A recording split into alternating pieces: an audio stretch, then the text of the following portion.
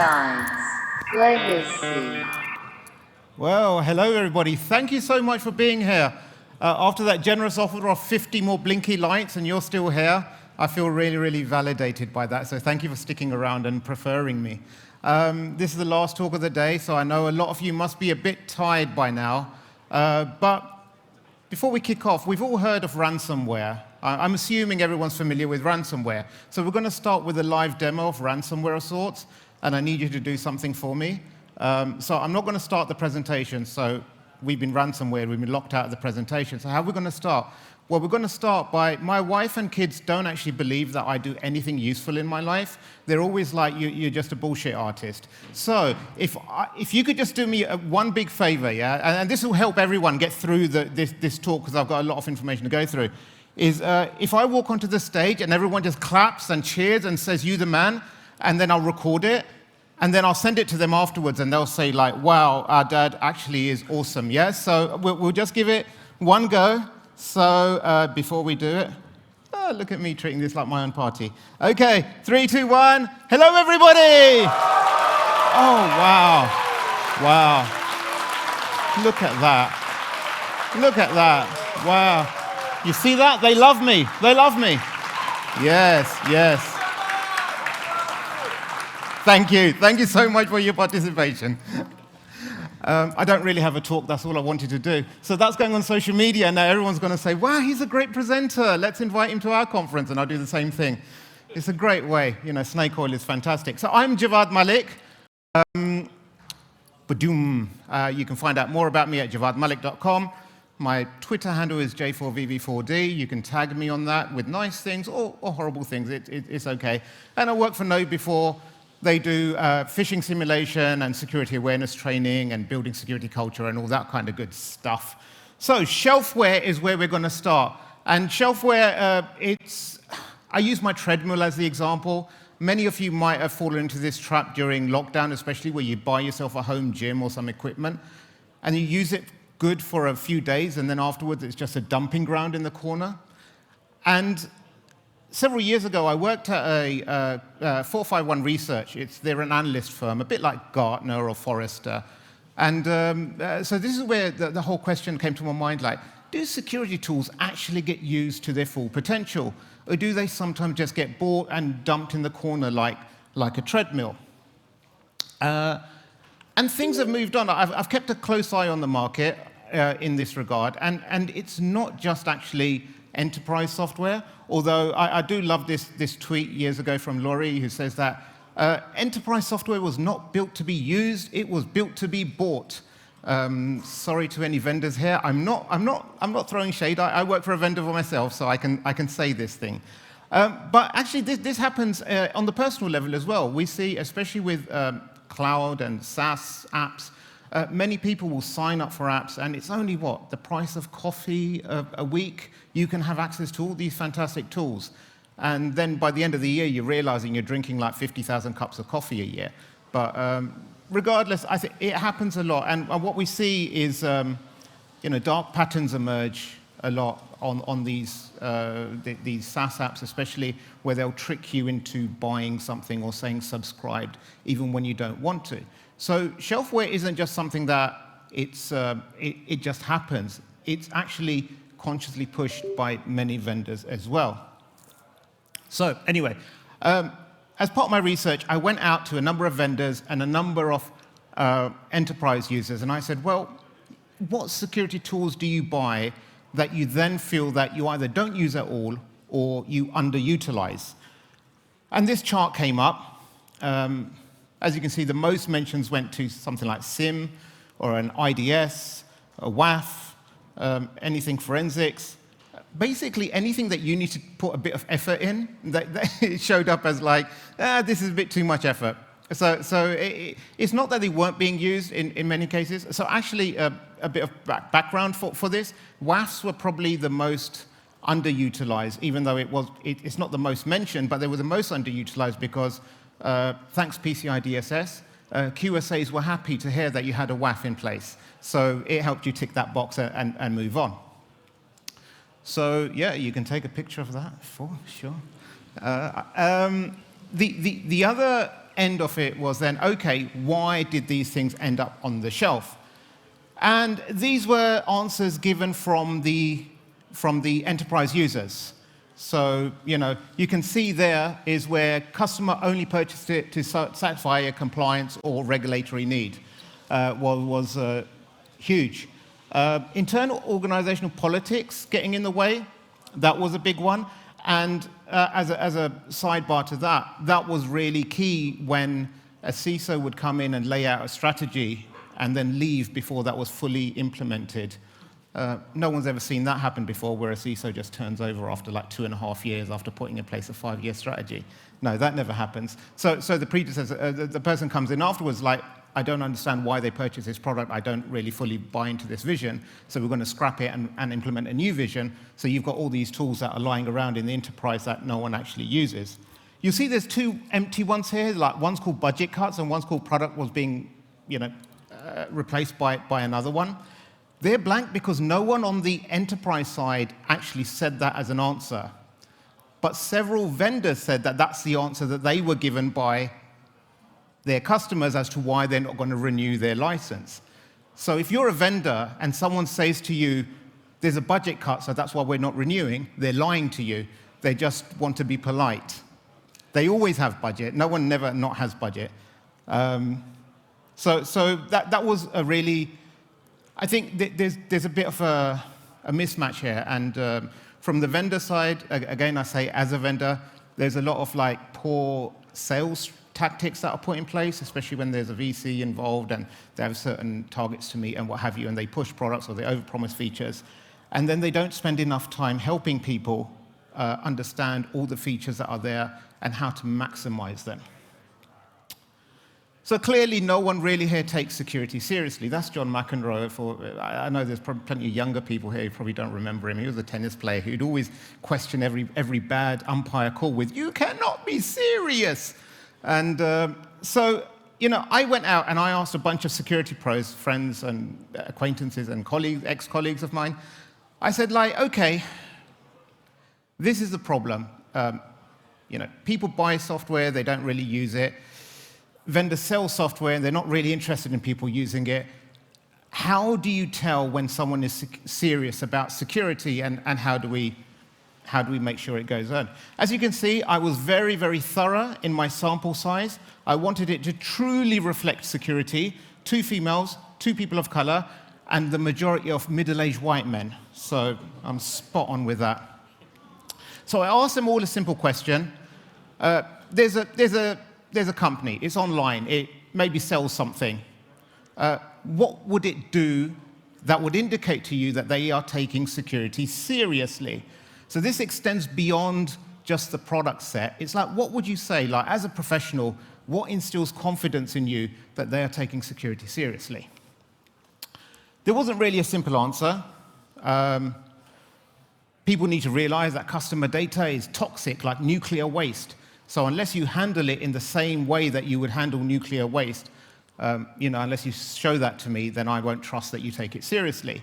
Steve Lord, never one to mince his words, says no one wants to be known for having Equifax-level security, not even Equifax. Apologies to anyone who might work there. And no one can ever know how seriously a company takes or doesn't take security. So you're relying on proxy indicators, says Casey Ellis. So anyway, from all the answers that everyone gave, these were kind of like a consolidated, sort of normalized list of responses they gave. And this is the number of times each of our security expert peers mentioned each of the controls. So website infrastructure was really high. So you're looking at the website, say, does it have TLS? Does it like securely handle stuff? I'm not a web app expert. I don't know, stuff that you look for. If I run burp on it, will I see anything weird? That kind of thing. But then there's all sorts of other things like, how good is your security team? Do you know anyone that's of any value in there? Like we often hear, like, some companies, they hire someone who's a big name in security. And you're like, well, that's good. And they build a really good team. And that, by proxy, puts in some sort of confidence that, these guys are taking security seriously. So there's all these sorts of things that go on. And then it's like, okay, I went out and I put a massive survey out on Twitter, and I said, of all these controls, how easy are they to implement? So now we're getting into the implementation part. So now experts have told us these are the things that indicate to us that security is being taken seriously. So I'm like, okay, how easy it is to implement these, because if they're really, really hard, then no one's going to do it, even if they take it seriously. So we want to try and find out. And as you can see, the answers were all over the place. But something like incident response, 53.7% said it's very, very hard to do. Something like 2FA is all over the place, and a lot of that is based on really what your setup looks like. If you're running a lot of legacy systems and it's really hard to upgrade, that's going to be really difficult. But if you're like a Office 365 shop or whatever they call their product nowadays, then it's really a switch of a button. So things vary. Bug bounties, it's setting one up is easy because you've got all these vendors out there. But actually what you do with the responses when they come in, that's where it gets really tricky. It's a bit like saying, like, there's patches available, great. Now whose job is it to implement them? So I mapped these out. See, Gartner would be so proud of me because this is kind of like a magic quadrant of state of sorts. So I mapped all the number of mentions, so that proves how important it is, versus ease of implementation. And it comes up a bit like this. So something like website infrastructure, relatively easy to implement, and it's approved by our security pros. So if you have a good website set up, should I move to this side? You can't see? OK.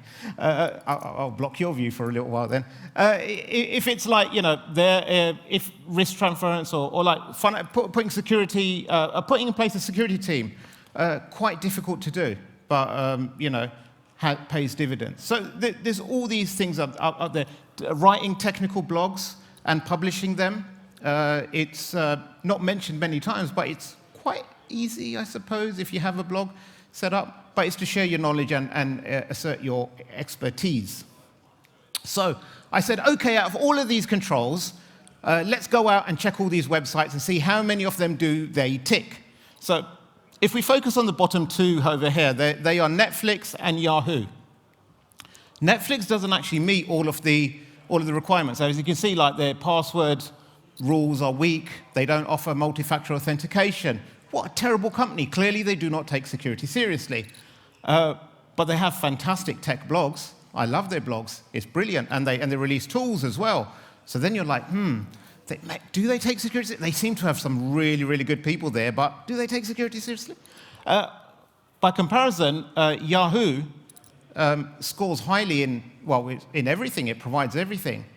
So then I'm thinking, like, that can't be right. I personally don't trust Yahoo more than I trust Netflix when it comes to security. Does anyone trust Yahoo more than, anyone trust Yahoo more than Netflix, given their history, I suppose? I don't know. I'm relying on proxy indicators like everyone else here. But, there are things out there. So then I started thinking, there's some spurious correlations going on. A spurious correlation is where two things correlate with each other, but they are in no way related to each other. So on this chart, you can see the number of movies that Nicolas Cage stars in every year correlates almost perfectly with the number of people that die by drowning in a swimming pool. So it's really easy to say, oh, the less movies we put Nicolas Cage in, the less people would drown in swimming pools. No, but it's interesting. And so this led me to my own spurious correlation, which is very, very mathematical and extreme.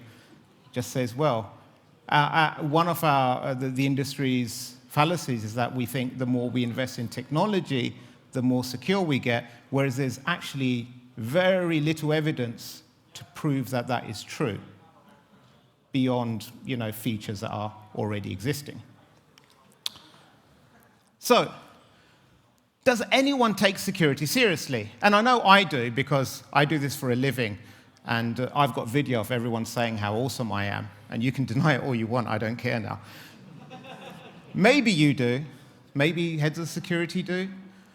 But I think auditors really take security seriously, because it's their job. They come in and they evaluate. They come in their grey suits and their boring personalities. No apologies to any auditors in the room. You're like the parking wardens of the security world, coming up with useless shit all the time. But this is the audit cycle. They come in, and they'll find something completely useless and irrelevant because they can't think of anything else. True story. I was once at a company, and one of the audit findings came back saying, your documentation is out of date. We're like, that's strange. Where did you find this documentation? It was in the archive folder. There's a reason it's there. So what we started to do, and I use a royal we, the industry as a whole, is creating something called the audit box. And this is a true audit box that a friend of mine sent me a picture of.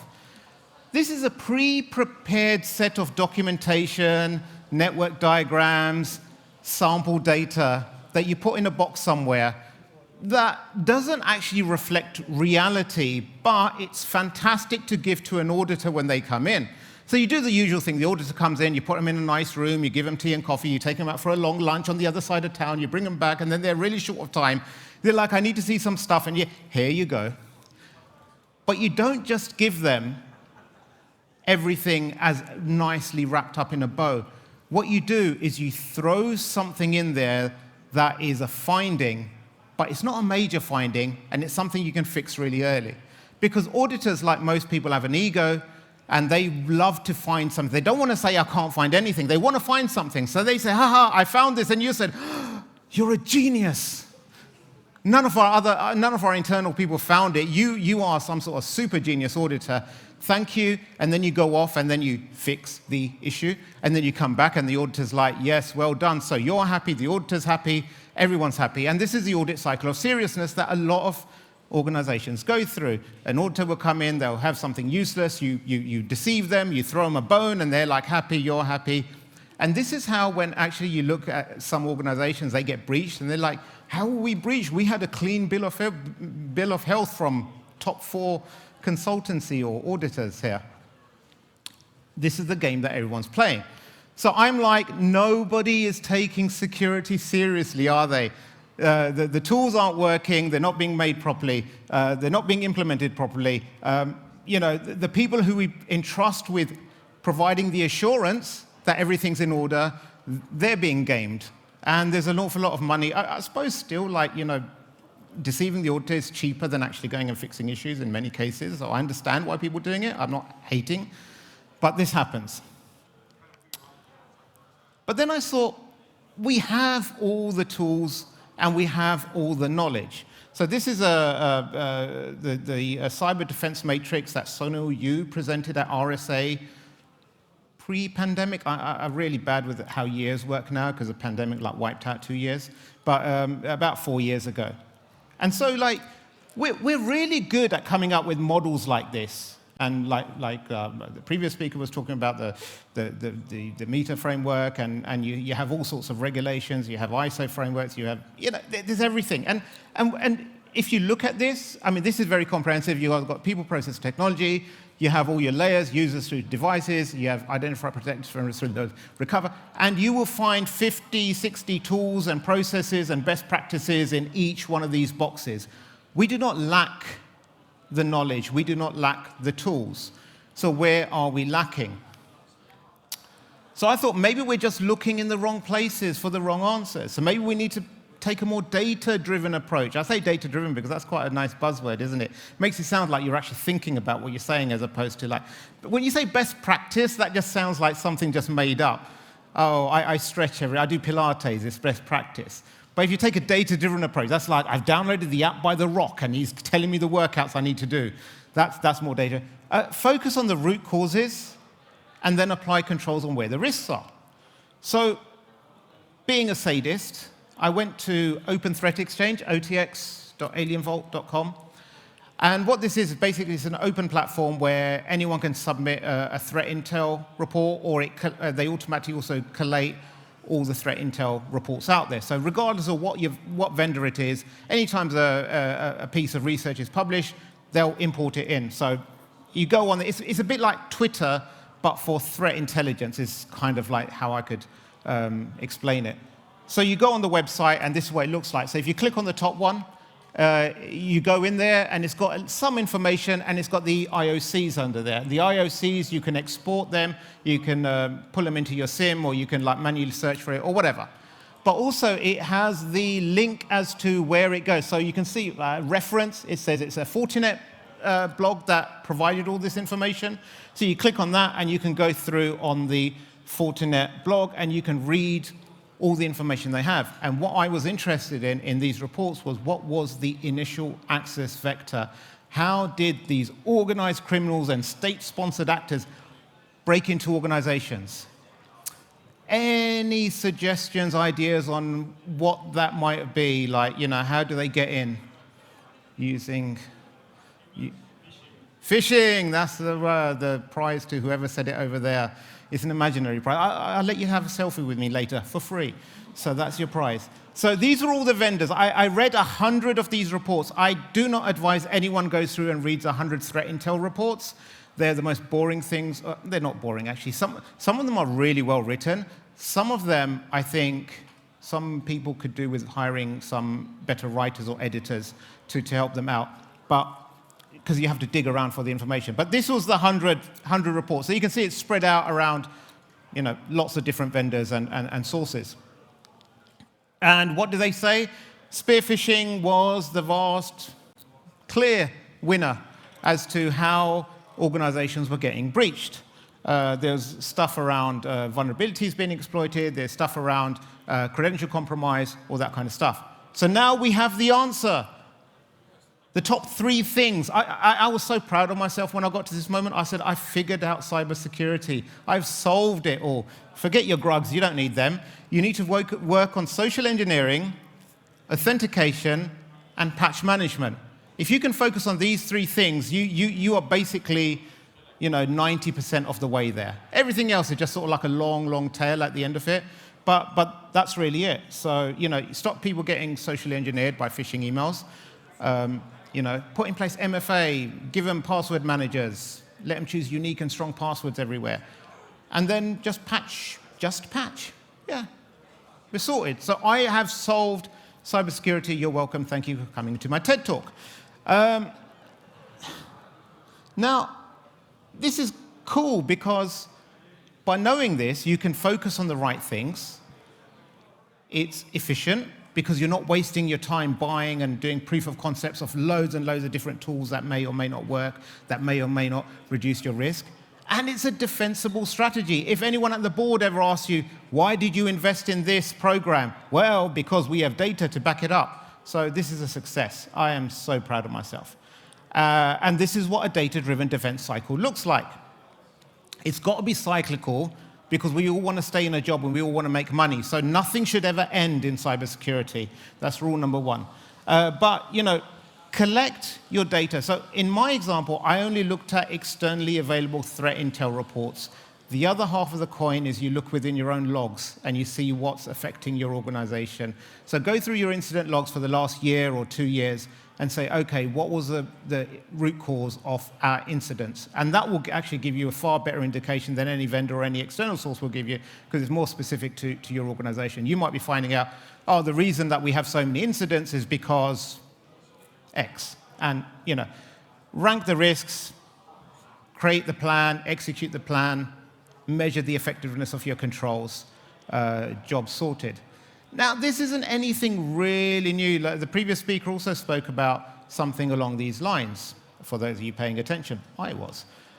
So, we know the threats. We know what technologies fix or addresses these threats. And we also know what we need to teach people. Hey, you, stop clicking on links. Put in place a firewall, a SIM, some EDR, and, surely we should be sorted. But it still doesn't work.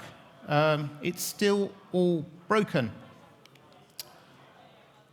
And this is where I get to the point where, we don't live in an ecosystem where we have the lack of tools or the lack of knowledge. We live in an ecosystem where we've got too much friction. We're trying to go one way, and friction is pushing us all the other way. And this is a problem that exists, I think, primarily in a few areas. But a good example, I think, is TSA. I would say most airport security is the same, but I think the TSA is the worst. They're there to provide a safe environment so that no one takes something they shouldn't do onto the aeroplane. But the way in which, if any of you haven't traveled to the US, don't. Especially if you're my skin color with my kind of name, don't. But if you go there, it's so painful. They're rude, they're aggressive. It's like, you, take off your shoes. No, put your shoes back on. Take off your belt. Assume the position. What is this? Liquid.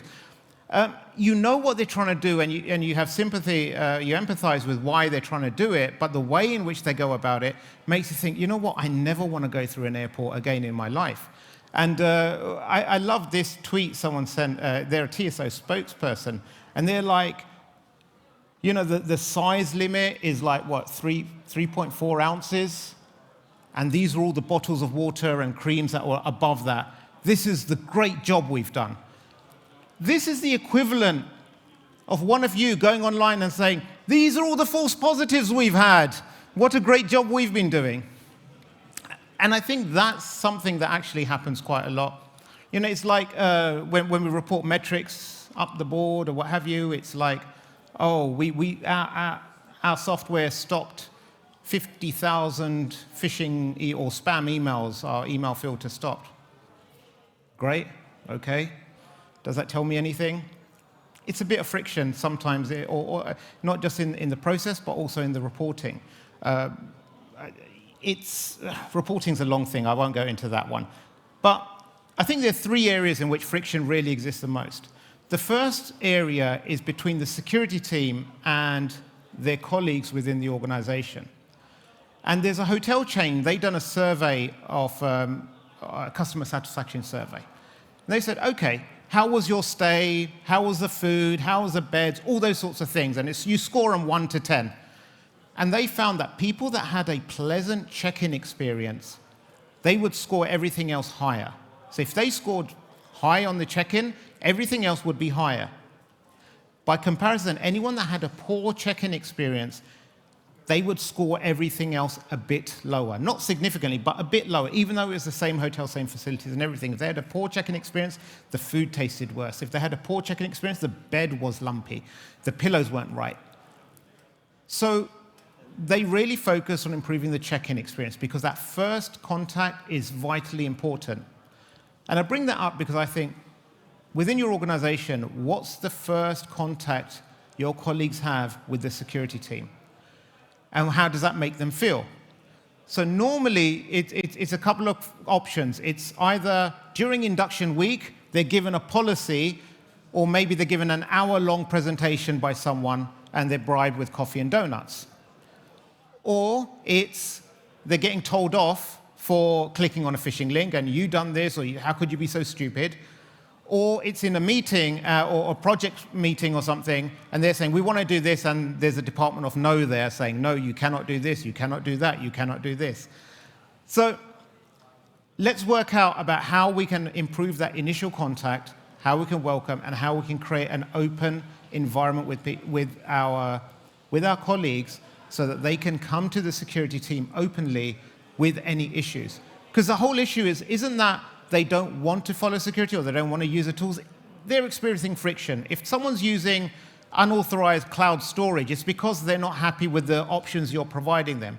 So let's speak to them. Let them come to you. Let them explain this is the challenge and speak to them at their level as opposed to dictating down to them. That's how you create a culture of openness with them. And I think just getting...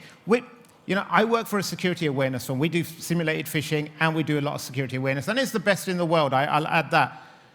But that is irrelevant if people cannot come to you and talk to you when they have an issue, if they're scared or they're embarrassed.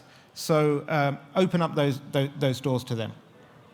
The second part is the tools and the users. And I say users both in terms of end users, but also in terms of your SOC. Or the security team. If you're investing in tools that add so much friction to the process, it's not going to work. And Joe Carson, I think he's left. I was talking to him about this as well. We talk a lot. We hear a lot about zero trust these days, and zero trust is great, except it introduces a lot of friction. And I think we need to focus more on zero friction as opposed to zero trust. it's all well and good saying you'll use a VPN, you use MFA, you use this, you use that, and that's a really secure solution. But everybody hates doing that. I mean, no one really enjoys doing that. Even I, as a security professional, I'm like, oh my God, I forgot my YubiKey. I'm going to have to raise a ticket and allow me to log on some other way or what have you. There's all these pain points in place. Same thing with like my previous company I was at, Alien Vault. They done a SIM product. It was like a US anyway. But SIMs are notoriously bad at, like, you have to tune them. It's like, oh, you can buy a product, it's there, and then you can spend like $250,000 a year in hiring consultants to help you tune it and configure it and get something useful and meaningful out of it.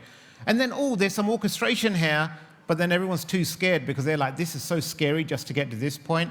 I'm scared that if I turn on automation and it starts blocking stuff or doing things automatically, we're going to DDoS ourselves in the whole process. So the confidence isn't there. So find the right tools that not only inspire the right confidence, but also that reduce that friction.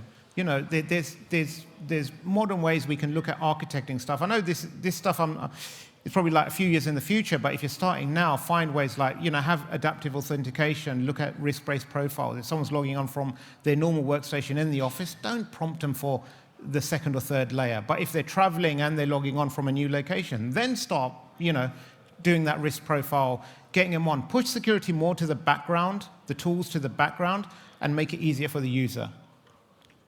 And the third one is the organization and security culture don't match. And I think a lot of that comes down to security teams not understanding what the objective of the company is. Too often we think that the objective of the security team is to make the company as secure as possible. And that's probably not correct in a lot of scenarios. There was a CIO I spoke to, and he was a CIO at a drinks company. And I said to him, well, you're the CIO, you manage this massive IT estate, what's your job? And he goes, my job is to help the company sell more beer. And I thought that was a really good way of looking at it. Like, as security professionals, our job isn't necessarily always to secure everything, it's to help the company sell more beer or sell widget or whatever that might be. And do it in a way that's convenient and easy and fast for them. Some way, again, another tip someone told me years ago was, if you work for a public company, how many times have you ever read the shareholders report or listened into the shareholders call? If you don't know what your CEO is promising to the market, how can you be sure that the programs you're putting in place actually align with the company values? You can't, most of the cases. The last point on security culture is one really convenient way, easy way of changing it is to get execs on board and get them to share some of their stories with everyone, especially when it comes to security stuff. Say like, oh, you got hit by a phishing attack or a BEC fraud or something like that. Why don't you tell everyone at the next team meeting how it happened to you? And again, that creates a culture of openness. People become more aware of how to share those stories, and it lessens the shame. I mean, nowadays, like ultimately everyone was going to get popped at some stage or another. That's not the issue. It's like, how do you handle it? How do you make people feel as a result of it? So the takeaways, and I've done exactly what the previous speaker has done, and I've rushed through my slides, haven't I? Don't worry, it's all right. More time for the after party. You're welcome. So people just want you to buy their box or their ideas. Both of them are equally as dangerous when people are just pushing their boxes or their ideas onto you. I think there's flaws in every stage of the process, and this is where we need to stop relying on so much on external influences and rely more on internal data. I think that's a key part. Having a data-driven strategy actually, even though I sort of like jokingly refer to it as just a buzz phrase or what have you, it really does help you put you in a defensible situation. And understanding what the risk is really does help. And architect to remove friction. If you can do that, the tools and people will work together a lot better. So I don't think it's 100% the fault of all the tooling, and it's definitely not the fault of the users. It's just like the way in which we architect things to work together that needs to be done a lot better. So with that, woohoo! Thank you for your attention.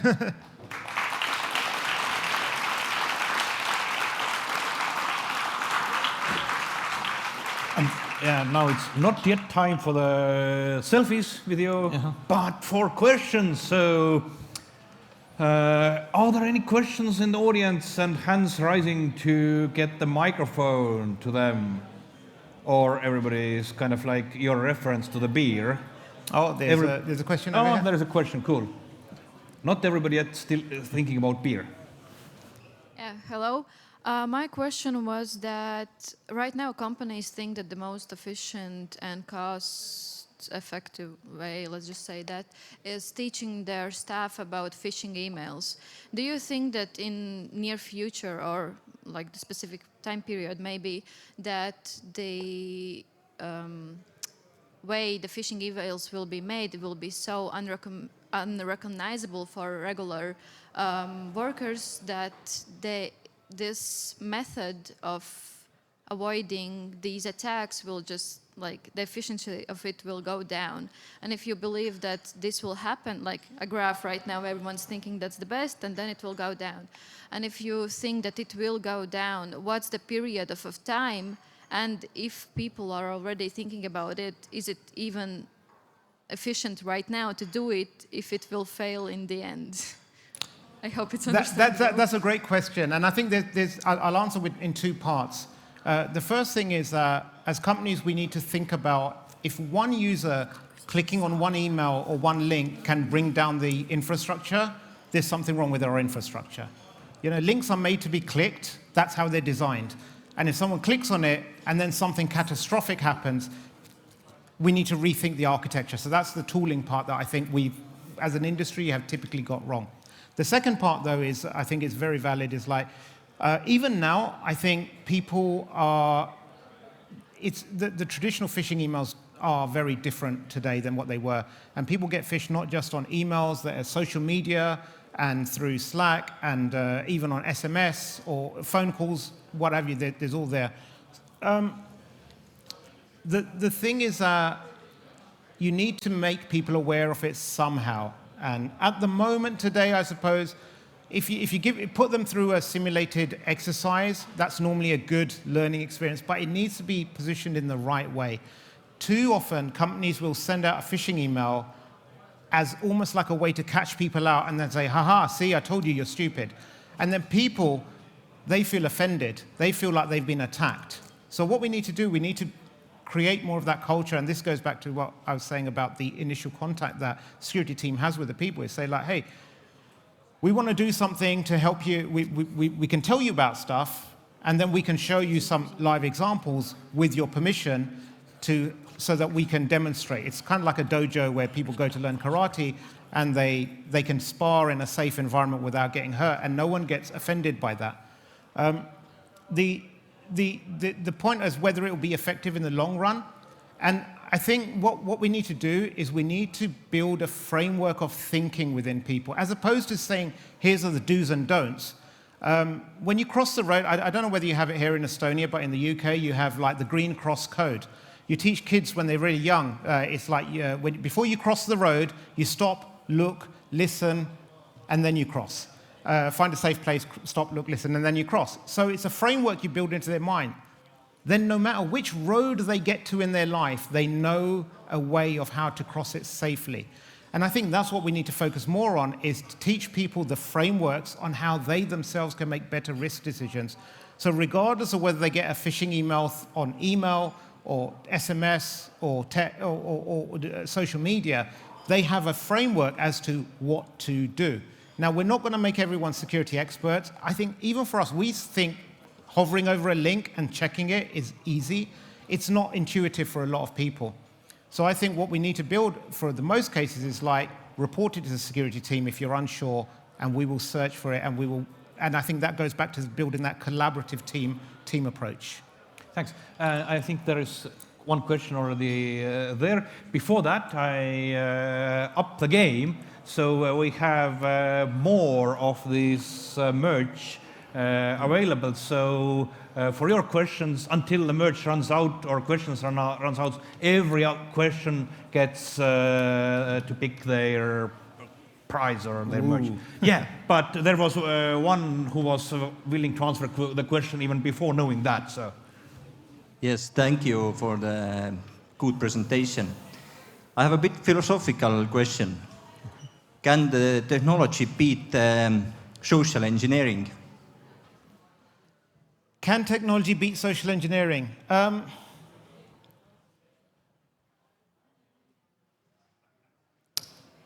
It can help in some cases, but 100% no. I don't think we can ever say 100% anything. Nothing can be 100% effective for any scenario. So neither technology, neither the people, neither everything. You could be the best driver in the world. Will that guarantee you'll never have a crash? No, because there's other factors at play there as well. So I think everything we do is all about reducing the risk. But can technology reduce the risk to within an acceptable level? I think that's what companies need to ask themselves. And if you architect it right and you use the right technology, you possibly can. So. Thank you. Thanks. Minusta seal oli, there's too much, I think. You were first. See, as soon as you said there's freebies for everyone, everyone thinks free beer. I don't know, free. It was before freebies, but nevertheless, I wonder in terms that you spoke about treadmill that is somewhere in your corner, but what about the technology or cybersecurity treadmill for you?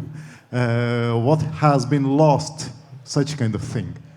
Oh, okay. So what's a cybersecurity treadmill that's lost? So I've got probably more YubiKeys lying around doing nothing because I forgot them one time and then I degraded my security on a few accounts.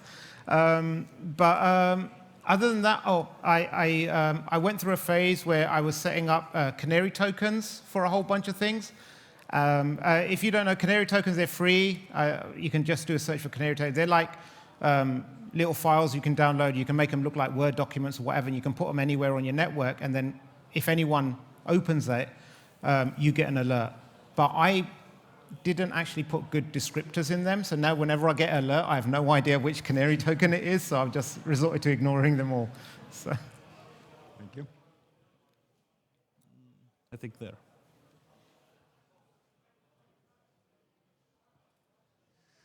You're talking a lot about the friction that security introduces to people. And when it comes to security training, employees also every now and then see it as a kind of friction. Hey, you're interrupting my work and I now have to spend like 1 or 2 hours watching this boring video. Do you have any tips on how to integrate security training so it doesn't introduce more friction to the work? Yeah, no, definitely. So 2 things is, well, okay, I'll break it down to one thing. I think we need to stop thinking as trainers and start thinking as marketers. So think of it as a marketing campaign, make it short but frequent, and use all the tools available to you. Just because there's an half-hour-long video available in your platform to share, you don't have to. You can do like posters, you can do screensavers. Pick 1 or 2 key behaviors that are your most risky behaviors for your organization, and for a year, just focus on those and nothing else. Over time, that will become the behavior. So, and what happens is that when new people will join during that period, if they see, for example, the behavior is you want people to lock their machines when they walk away from it in the office. People have this meerkat approach. When they see someone else do something, they start adopting that behavior. And then slowly that becomes the culture where like everyone is locking their machines as they're walking away from there. So focus on 1 or 2 behaviors. Build it like a marketing campaign and do it over the long term. And that way you can like social engineer people into doing the right thing. Thanks. Any more questions? I think next one is probably here. So.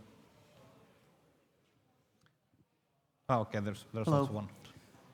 You speak about the culture, and just building off the last question about the security department and how sometimes they're like there's just no. Do you think that could add to the concept of insider threat? Because some of the conversations that they have are with departments that have privilege access. And you think that could correlate with each other? So help me understand your question. Sorry. If someone's saying no, if the security team's saying no to people, then they might bypass it and become an insider threat to the organization? Not bypass, it's just, it leads to disgruntlement and you're just not happy with the job, and then that leads to a threat inside, right? Right, got it. I've got it. So yeah, I think that's natural. If you want to do something and someone's putting barriers in your way, you will feel disgruntled, and you'll either find workarounds or you'll be very, very unhappy living within those constraints. And we see that happen sometimes where people just become very disgruntled and unhappy with the security team to the point where they start to exclude them as much as possible from issues. And that then leads to things like shadow IT and people doing stuff that you have no visibility over. And that's the worst situation to be in. Yeah.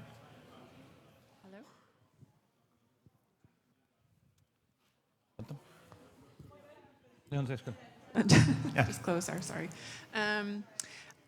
Is there, so cultural variation, does this play a role at all in security culture development? So for example, I haven't worked in security in Estonia, but my impression of Estonia is like e-digital, e-Estonia, everybody knows everything about cybersecurity, but I work in the UK where we're like, please don't use Liverpool as your password.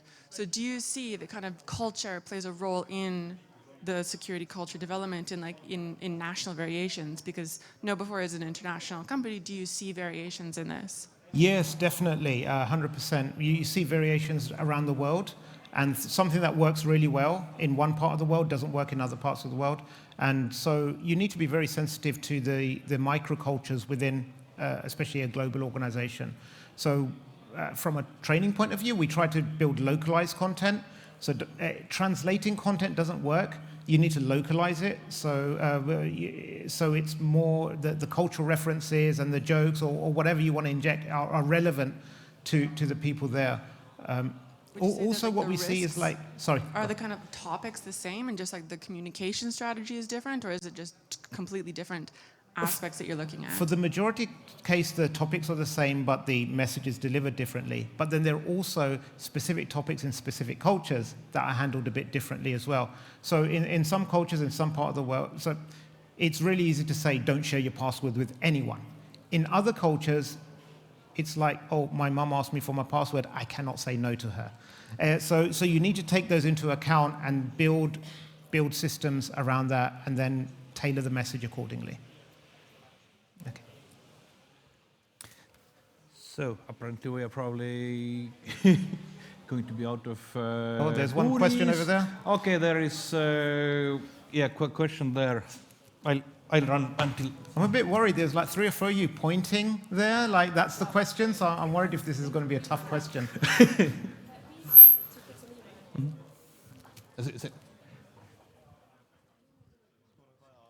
There we go.